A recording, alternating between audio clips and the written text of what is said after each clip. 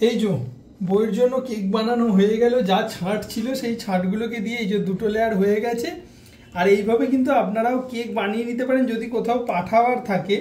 আর বোঝাই যাবে না এটা যে আমি কোনো ছাঁট এরকম ছাঁটবার দিয়ে করলাম, যেহেতু বাড়িতে খাওয়া হবে এবং বউ খাবে ওই জন্য ছাঁটবার দিয়ে করে দিচ্ছি।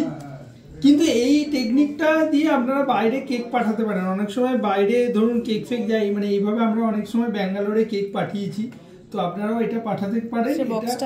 বক্সটা আলাদা হয়, ড্রিম কেক যেটাকে বলে, ড্রিম কেকও করা যায় এইভাবে।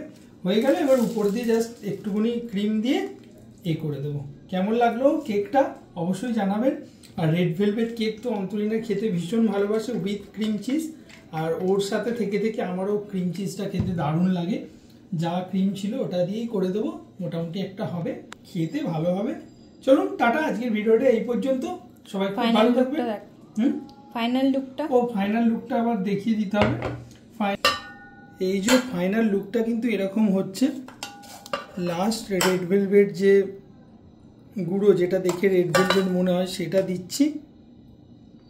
রেডি হয়ে গেছে বউয়ের জন্য বানানো red velvet cake with cream cheese.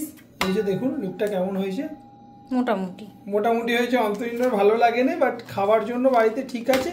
এরকম করে কিন্তু আপনারাও প্যাক করে দিতে পারেন। এবার এটাকে এই দেখুন লেয়ারগুলো আরও ভালো হতো, কারণ আমার কাছে যথেষ্ট ক্রিম ছিল না। এটা যদি সেল করতাম আরও ভালো করে করতাম, যেহেতু বাড়িতে খাবো। তবুও কেমন লাগলো অবশ্যই কমেন্ট করে জানান। টাটা, সবাই খুব ভালো থাকবেন।